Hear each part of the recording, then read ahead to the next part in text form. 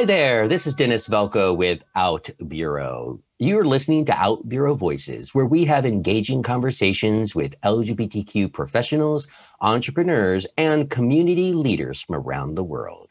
And today we're very happy to have Dëv Ramsumair.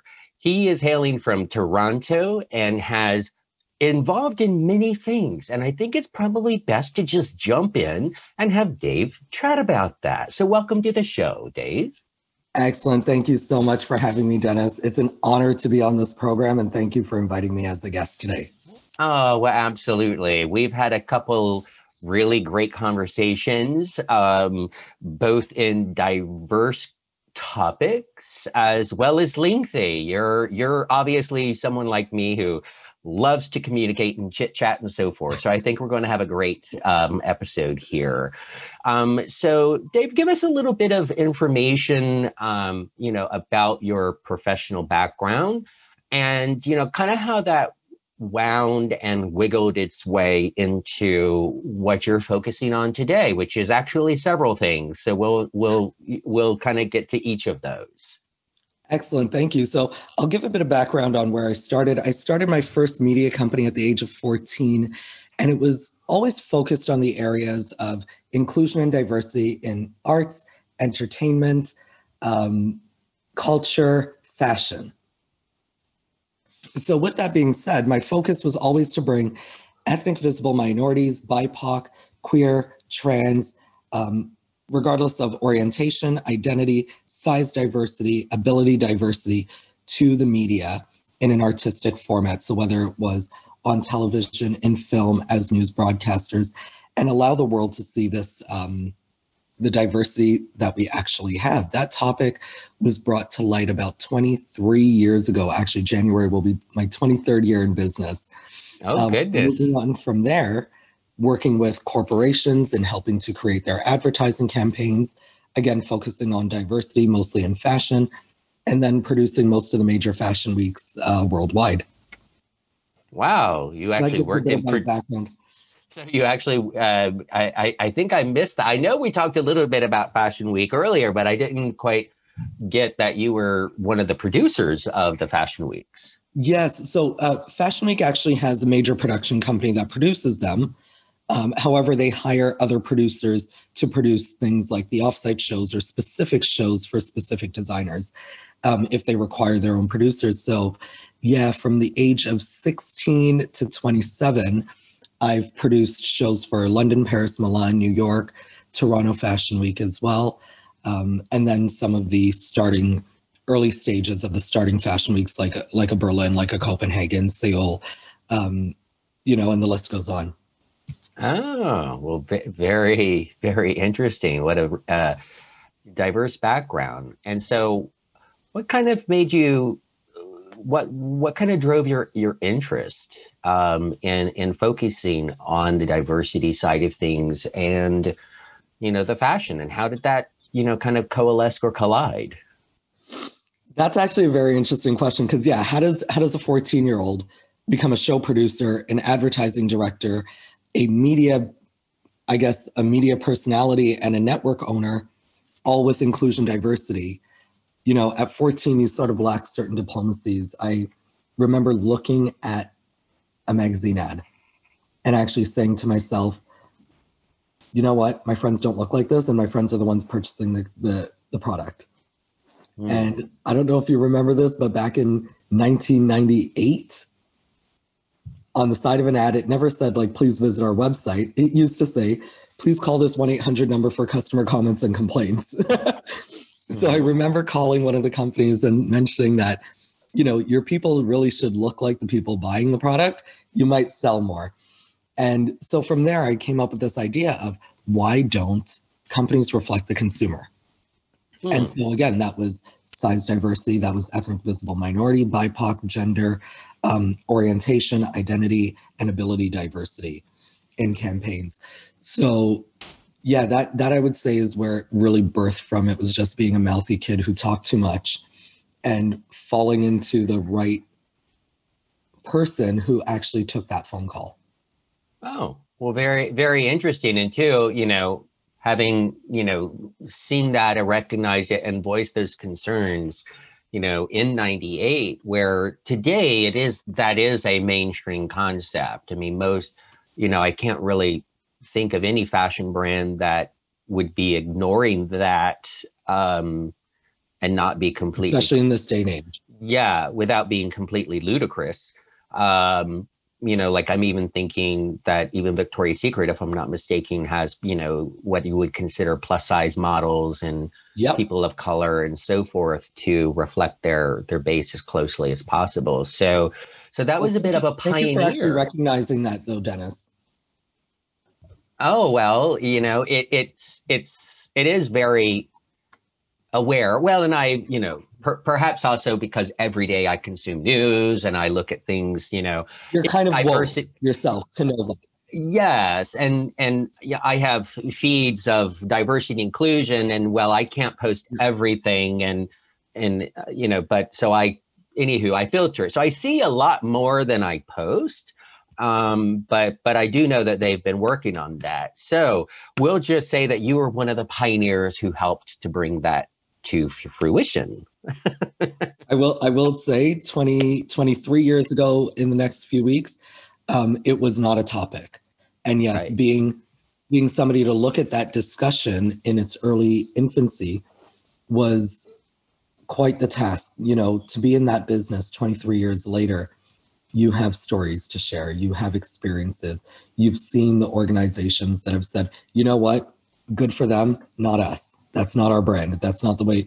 And you've seen that cultural shift over the years. And to be a part of it is something that I was always very proud of. So in moving into the next chapter, next phases of my life, my third act, if that's what you want to call it, at 36 years old, now into my third professional life, I always look at how I can bring that same topic to the forefront of the discussion. And so then what are you focusing on now? That's very interesting. So I'm still bringing my arts background into whatever that next chapter is. So currently right now, I'm a curator of an arts museum in the Greater Toronto area. And what I look at is displaying the art of diverse people and sharing their stories through the means of whatever their medium is. So as opposed to most galleries and museums that you would see standard canvases on a wall, we look at full sensory experiences. So sight, sound, taste, smell, touch in terms of art. So whether it involves sculpture or painting, music, and infusing it all together in that experience. That's one part of it. The next part is I actually am going back to my roots of television, film, and going to be launching a few new programs coming up next year in 2021. Oh, well, exciting. Very exciting. And for an LGBTQ gay artist, for a multi experience, I highly recommend you check out the episode on OutBüro.com about Paul Lorenz. Excellent. He is an architect, a music composer by degree, and an artist, and works in very creative stuff. So recommend him to look at as one. Those are my kind of people. Great person as well, as hopefully will come through with the short interview. And so what are you wanting to in your films or in your media that you're looking to do, and in your site that you also have, Gaycations, if I'm pronouncing it correctly? Yeah, Destigations. Destigations. Thank you. Destigations. Yes. So what is how does that come into this, or is that where you're going to be starting to produce some media content in the future? Yeah, so that's actually one of my newest projects, which is, again, looking at inclusion diversity, but in a different sector. This is actually my first foray into travel, and what we're looking at with Destigations is disclosing safe locations, safe spaces, and positive spaces for LGBT people to travel around the world. And I'll give you a bit of an example of where this came from. 10 years ago, I was sitting with a bunch of girlfriends and they asked me, you know what, Dave, we have a bit of time. Everybody was settled in their career or getting settled in their career, and they had a bit of disposable income. And for some reason, we all had our vacation at the same time. So I wasn't producing a show and another friend was off from work for 3 weeks, etc. And we're sitting around my dining room table, and the first thing they said is, hey, Dave, let's do our bucket list trip and go to blank place. And my first comment was, peace out, I'll see you in Puerto Vallarta. And they were like, why wouldn't you do this? It's one of those trips that people go on once in a lifetime. And I said, I will not go to that country because they don't have human rights. If they wanted to, legitimately, they can arrest me for landing at the airport. Because of my faith, because of my skin color, and because of my orientation. And that's when I realized that, wait, LGBT people don't actually understand all of the places that they can and cannot go. And if they are in places such as an expat, that may not necessarily be a safe space or a safe country, how do they navigate those places? How do they get along while they're there for that time being? Not necessarily remain under the radar, but just to be safe. What are the bars? What are the places you can go? Where are the libraries? What resources do you have?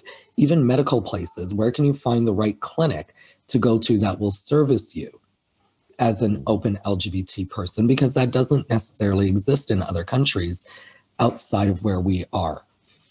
So essentially, what we're looking at is, and Dennis, I am going to give a bit of a history lesson. Do you know what the Green Book is? Well, yes, I do, because we chatted about it, but I think it'd be great for you to share for our audience. Perfect. So actually, and sorry to bring a downer on this, but it is a part of our history that we should know. The Green Book was actually equated to, whether it's a Pearlie's Maps book or a guidebook for Black and brown people during the times of slavery up until the 1970s. This book existed, which was actually a route map to show you how to get from one place to another safely without being lynched, where you can find restaurants that would serve you, how to avoid sundown states and cities. So example, if you were in the South and you were in Florida and you wanted to get up to your family in Pennsylvania, you would have to purchase this book to know how you can drive across the US to get to that spot in Pennsylvania to visit your grandparents without being harassed and or brutalized and killed. So essentially, what happened in 2016 is I saw politically the world go in a certain direction. And I saw LGBT people day by day, certain countries lose their rights, lose their civil liberties. And I said, now is time more than ever to create this destinations so that we have that ability to move, to locate ourselves and our friends, to know where we can go. And thinking about that one person who is in a country that may not be safe, that one LGBT person, they don't come from the New Yorks, they don't come from the San Franciscos, they don't come from the Torontos or the Londons of the world. Right. How do we are everywhere. We are everywhere. And how do we help? How does each one help one? So how do we reach out to that one person who comes from a small town in a country that does not have LGBT rights? How do we ensure their safety?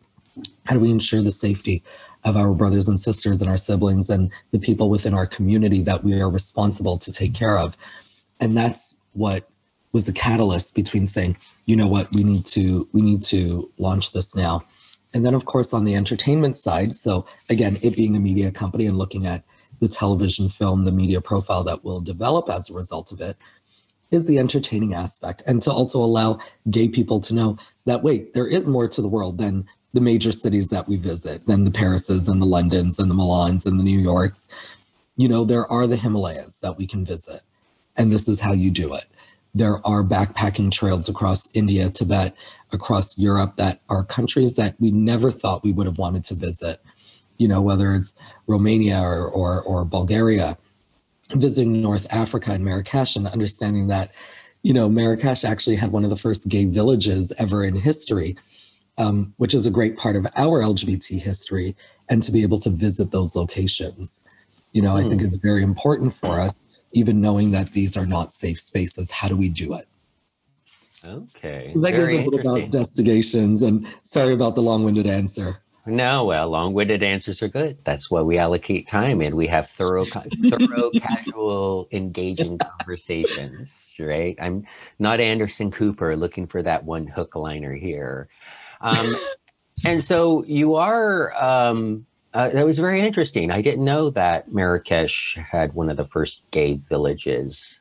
Yeah, actually 1870s. Wow. And it was one of the first gay villages in the world. And it was the removal. Now, this is very interesting because we're looking at kind of a reversal right now, right? We're seeing North Africa being a safe haven for LGBT people from Europe who traveled across the Baltic and the Mediterranean to get there and actually live free lives outside of Europe at that time, which was very oppressive to LGBT people. So, so very interesting. So on this site, is that kind of what you're wanting to do, is kind of build in a bit of historical context and information? Because in addition to, from a gay perspective, in addition to the safety of today. That's exactly it. It's, encouraging people to look outside of their box, encouraging LGBT people to discover the world the way that they want to through their lens, but also allow the non-LGBT world to see that gay is normal. It's been here forever. We've always been around, and to open up those doors. So it's actually taking it from both angles. It's not just about the straight world accepting gays, but it's also about the gay world accepting straight, or the LGBT world accepting straight, and understanding that, wait, we're all on this planet together and we can all travel and explore and learn from one another. Wonderful. I will say one of our taglines is to learn, share, and grow, in that sense of community and building that global community, taking it further into the future. Awesome.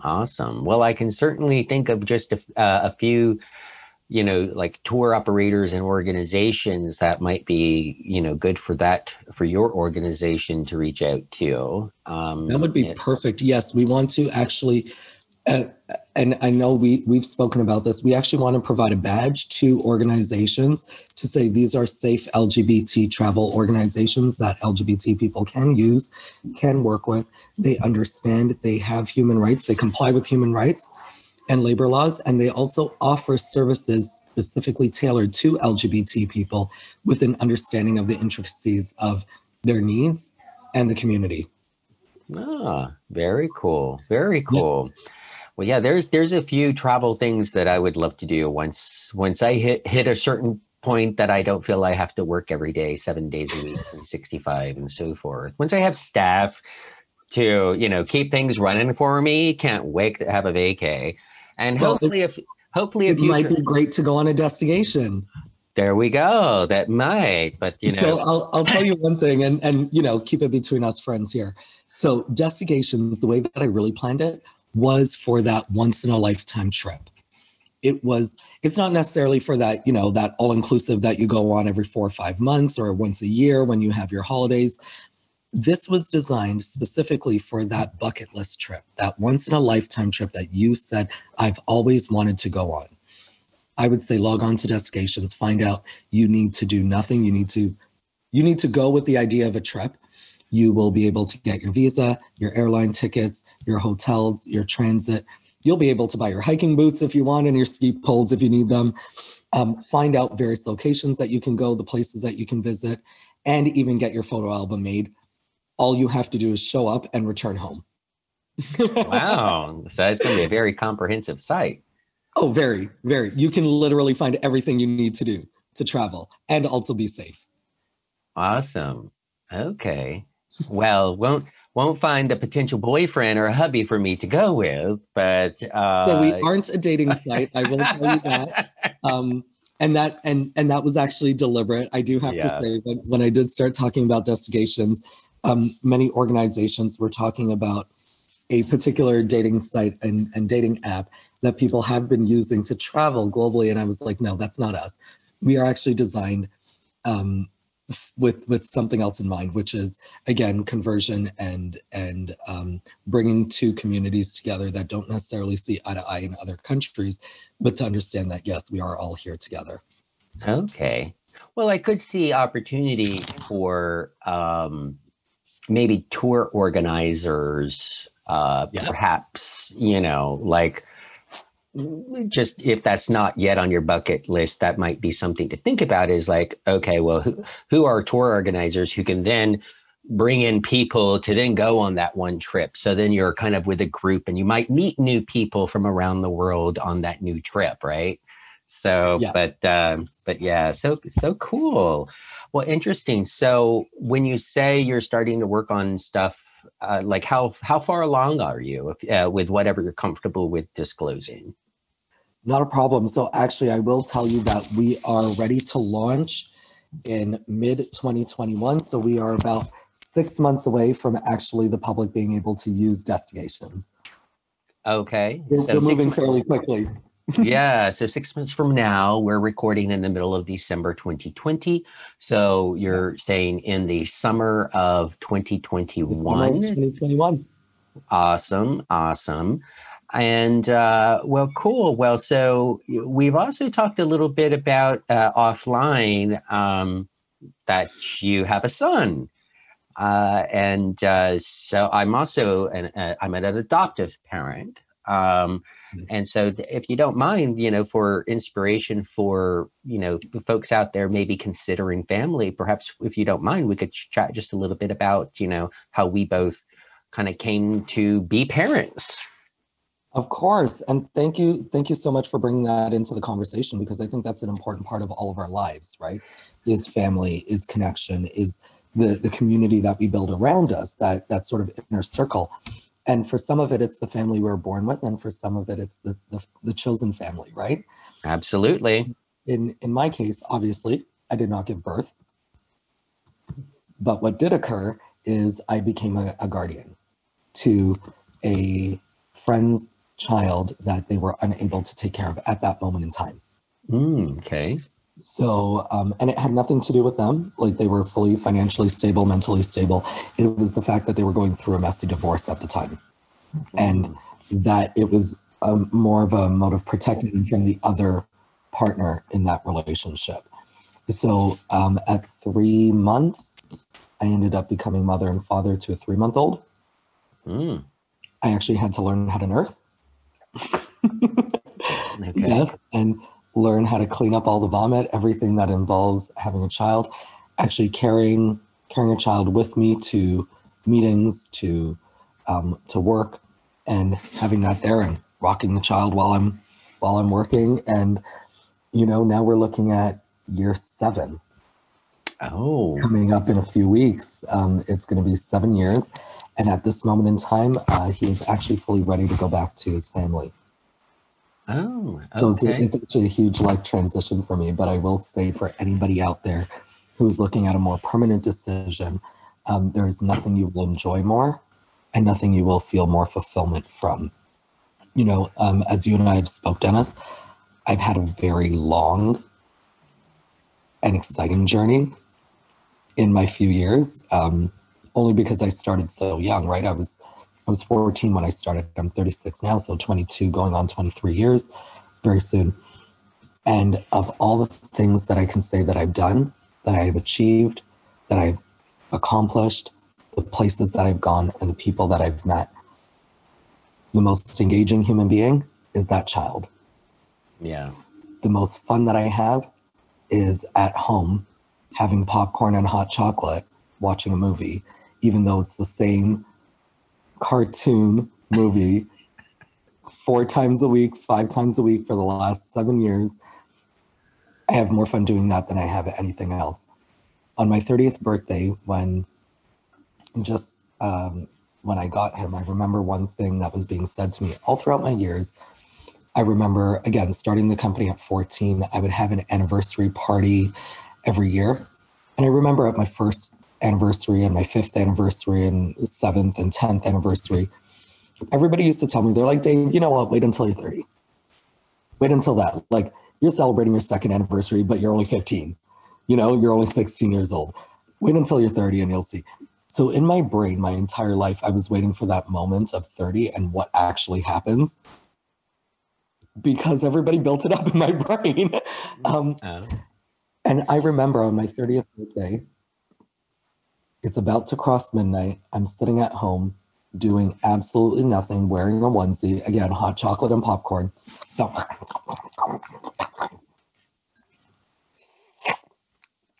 waiting for midnight to happen. That was really me, waiting for midnight to happen. And the clock strikes and I'm 30 and I'm sitting there in this onesie watching one of my favorite shows. I was watching True Blood at the moment. And I thought to myself, okay, when is the world going to explode? Everybody was saying, wait for this moment.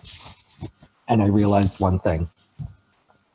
At 30, I'm sitting there with this new child who is not even 4 months old that I got 2 weeks ago. I'm having popcorn, watching True Blood on my birthday. I'm not going and turning it up at the club. I'm not going and having a great time. But at that very moment, I realized what they said by wait until you're 30. And it was the fact that I was so self-assured and I was so knowledgeable of who I am that I was comfortable with that being my birthday. And that, to this moment in my life, was probably one of the truest moments I think I've ever had. How beautiful. That's wonderful. And yeah, having kids really changes your life. It changes your perspective because, you know, as totally, you know, as LGBT people, specifically, you know, gay men, you know, having children, well, you know, for a woman, it's a bit easier because you bake it, right? Okay, you can get sperm from a... I was just going to say, it's a unique scenario. Like, a lot of people look at LGBT people having children, but if you are LGBT and identify as a female, at least you have a different opportunity, right? Because again, like you said, you bake them. So they come out of you. Yeah. You can access, even if going to a public service, like a donor bank or something like that. Exactly. Sperm donor bank. Options. Couple $100, stick it in, boom, you're good. and specifically for men, it's very different, right? Because for LGBT men, or specifically, I should say for gay men, because there is no female, because there is no other counterpart, and you can't go to a donor bank. So it is a very unique thing for gay men to look at the option of having children, because it is not, you know, again, we don't give birth to them. Yeah. So yeah, it was strange the way that it happened for me, but I will say exactly what you've mentioned, Dennis. It is one of the most rewarding things anybody can do. Yeah. Oh, life changing, and typically for the best. Yeah. But so my ex and I, we were together for 17 years, and we've known each other since like 91. So we knew each other for like 10 years prior to dating. But on our very first date, we talked about having kids. And neither of you ran away? No. Well, again, you guys were friends before, right? Yeah. Well, we were those casual kind of friends where we knew each other and we knew each other's past partner. But we didn't know each other, kind of had the hots for the other. We didn't know all of that until one day we were both single and ran into each other. And then by the end of that night, made plans for dinner the next night. And you know, we're no longer together. It's been 3 years since we divorced. But there were really good things about that, like in all relationships, you know. But yeah, we went through the planning process. We were looking at a foster to adopt. Went through a really great program in Los Angeles because we were living in Long Beach, California at the time. And they had a really great program. It was 6 weeks, 2 days, Saturday, all day Saturday, all day Sunday for 6 weeks. And it was all about the psychology of dealing with foster children, you know, similar to your situation, however you dealt with a newborn, but thinking about if that situation was a 2 or 3 or 4 or a 6-year-old or an 8-year-old, right? So because at foster, you can get any age, right? Yeah, well, you can set parameters based on what you're comfortable with. Okay. Yeah. And so, like if you're not open to a teenager, then you can set those parameters if you're more open to. So anywho, there's lots of parameters to it. But one of the things that you're going through now is where you say, your son essentially is about ready to go back to their family, or at least a portion of that family. And that's quite honestly, you really have to be honest with yourself in family planning if that is an avenue of foster care to adopt that you want to do. And you have to realize that during that whole process, when you're dealing with the courts and you're dealing with the foster system and so forth, you have to give that child all the love, but you also have to be willing then to let them go. Yes. Back to the family. And in the court situation, yours is different where the people. But in a court situation, the court may say that the parent and so forth is fit again to be a parent, but you may in your heart know they're not. But you don't have control over that. The court says. And so, because a lot of kids will go in and out of the court system, in and out of foster care, because the parents do just enough to appease the court to get their kids check back. Off all the boxes, right? Yeah, but maybe then the 51% to pass the test. Exactly, and then but then if that happens and the child is then put back into foster care, the likelihood of them coming back to you is slim. Yes, because it's just whoever is available at that moment. Exactly. And so it's a very, in my opinion, it's a horrible system, because it lacks the true stability of it. And I get it, the parent rights and so forth. But because of all that, is why we chose finally, after going through all of that, of kind of preparing for over 6 months to get approved to be a foster care parent, with the intention of being open to adopt. We just realized that, I was 40 at the time, right? So, tick, tick, tick, clocks are going. And, by the time we were to do that, I didn't want to be 48 years old and have a newborn, right? It's just like, no. You know what's so funny? I realized that same thing. I said, now that Zane is going back, even though it wasn't like a legal foster care system or whatever, it was somebody that I knew. And so everything is very informal. I always said that if I were to foster or adopt, I would, at this point in my life, what age that child would kind of need to be. Because I know all of these individuals, all of these families are looking at, let's get a baby that was just born. But I'm looking at the fact that, wait, there are 10-year-olds, there are 13-year-olds, there are so many children that actually need help at all various ages. Yes, there are. And for myself, if I'm looking at like a full-time adoption and bringing somebody into that fold, I'm also looking at who their cousins will be. And right now, what is the bracket of their cousins? So as every year goes on, I'm like, okay, I'm getting a 7-year-old. Okay, if it doesn't happen this year, it's got to be an 8-year-old. And that way they're smack right in the middle and they have cousins that they can get along with, as opposed to me getting a newborn and all of their cousins being 15 years older than they are. I actually want that child, knowing from my own perspective and from my own experience, and then my experience with the one that I have now, I would like them to grow up with, again, a sense of community. Right, and it's a sense of extended family.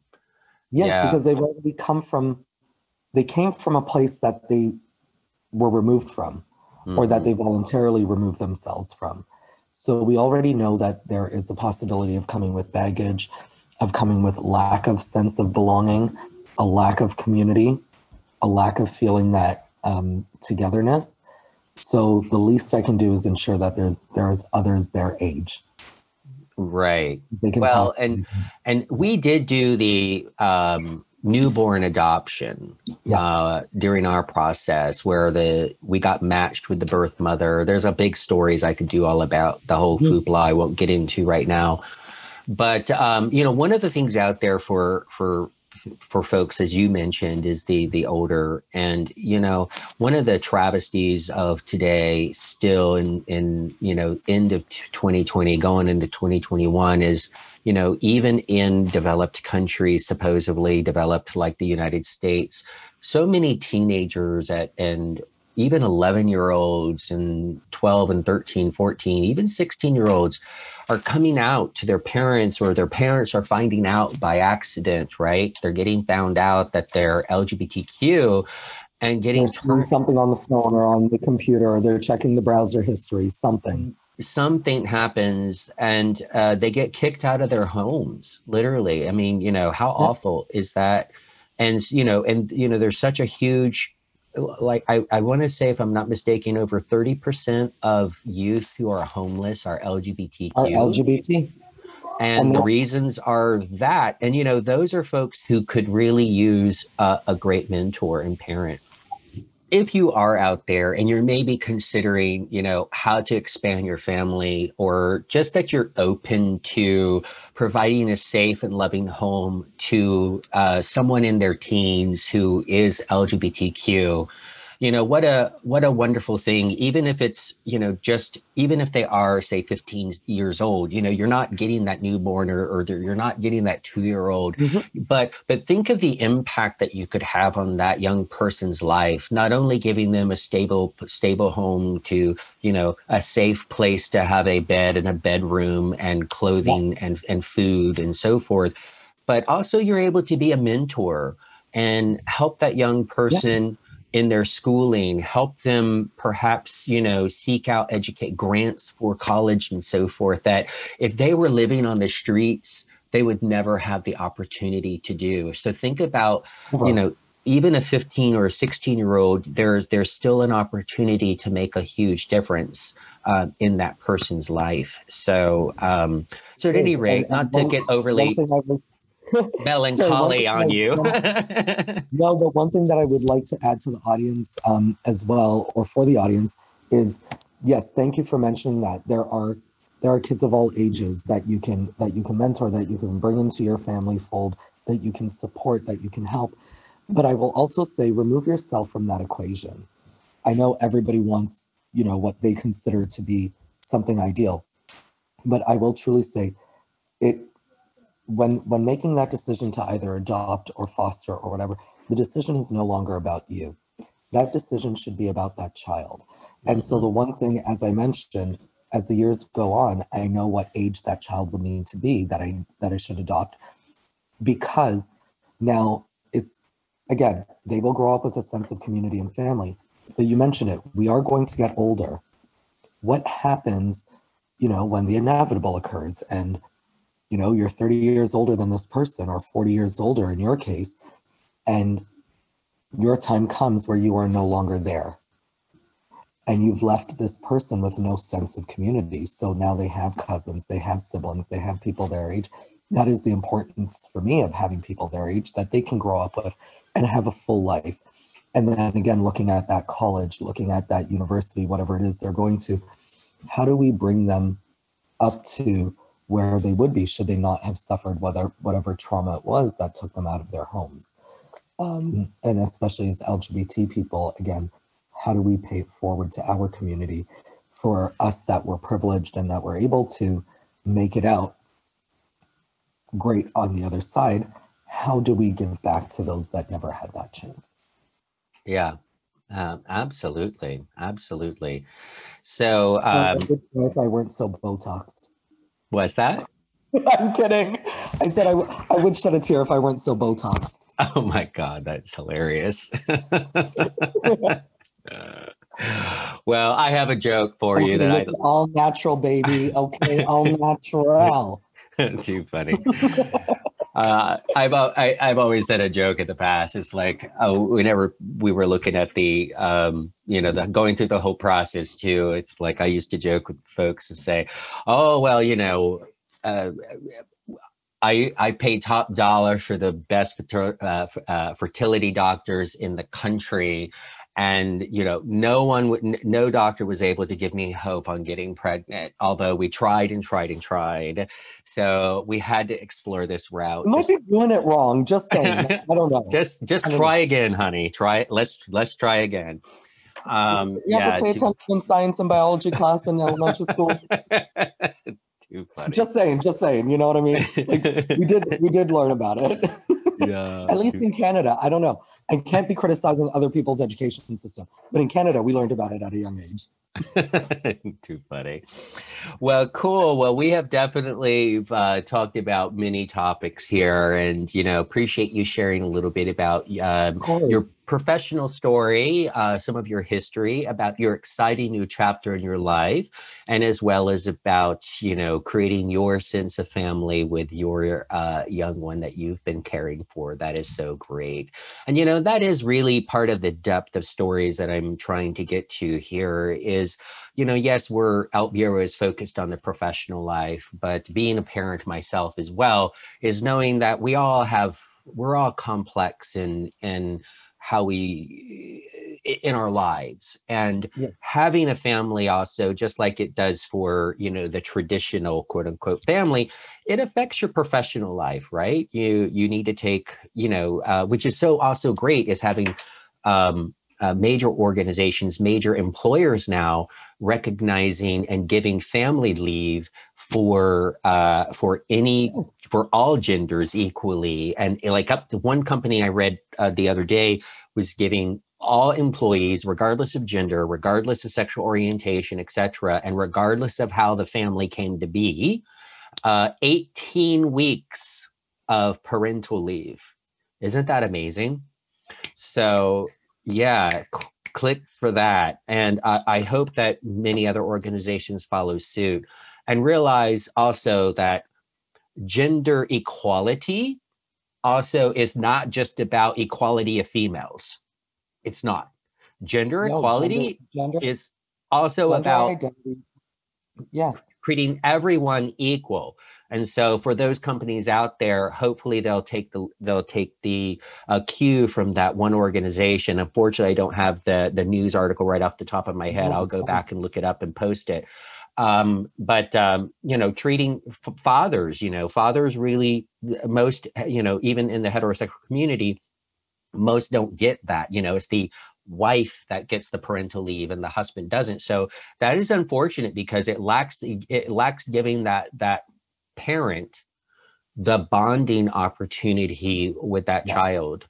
And so and speaking as a gay parent.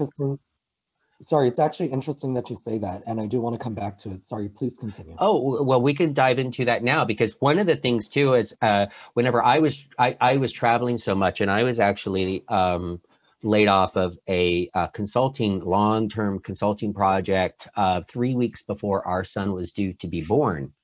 And we knew we wanted one of us to be the stay-at-home parent for the first year or two or so of our son's life. And back then, my ex-husband and I earned about the same money a year each. So it really didn't matter who, but I traveled 70 to 80% to earn that money, where he traveled only 30 minutes, you know, locally by LA traffic. Oh, so it was just a commute to the office. Yeah, it was just a commute to the office. Yeah, versus me gone for anywhere from 1 to 3 weeks at a time, because I was traveling to Europe a lot at that time as well. So I'd have to be there at least 2-3 weeks typically for one trip. Yeah, so I'm a big universe. Things happen for a reason. Plus, you put things into effect by your actions. I say magic and miracle has happen when you believe and you take action. So at any rate, we were, you know, about 3 weeks due to him being born, our son, and I was laid off of this job, and they weren't that good of an employer anyways. So I was quite happy to not work for them any longer. But because it was so close, we knew that that was the universe working, whatever you term your higher power, right? And so I became the stay-at-home parent. But, you know, even with all the education that we went through, even all the books that we read, as a gay man, there's not that gestation period, sorry to use such a technical term, but, you know, there's not that, you know, when a heterosexual man and woman have a child and they cohabitate, they live together, the man actually goes through hormonal changes and so forth, along with the woman during that whole 9-month period to soften him, you know, reducing testosterone hormones, etc. Look it up, folks. I'm not lying. And then, so there's that, and there's that whole nesting period with the female to do that. Well, as two gay guys, yes, we had the whole room set up. We had the crib set up. It was all decked out. We had clothing for up to 2 years in every size possible. We had the food. I made all of my son's food, literally cooked it, pureed it, froze it. I mean, he did not eat pre-made anything. I made it all. But nothing really prepares you for that. And nothing prepares you even for the whole bonding. It took, I'll be honest, it took a little while.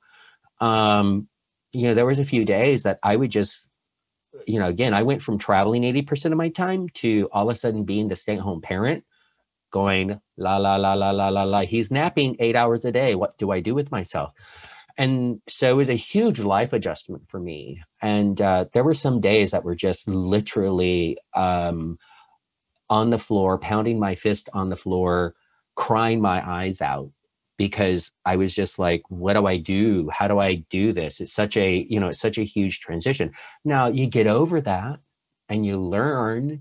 And, you know, it was a lot of, I guess, expectations that I was putting on myself, that I felt I had to be this perfect, you know, perfect little parent, you know, I'm going to be like Martha Stewart. I'm going to do it all, you know, I'm going to, you know, and realizing though that every parent makes mistakes. Has a $1 billion company and a staff of 35,000.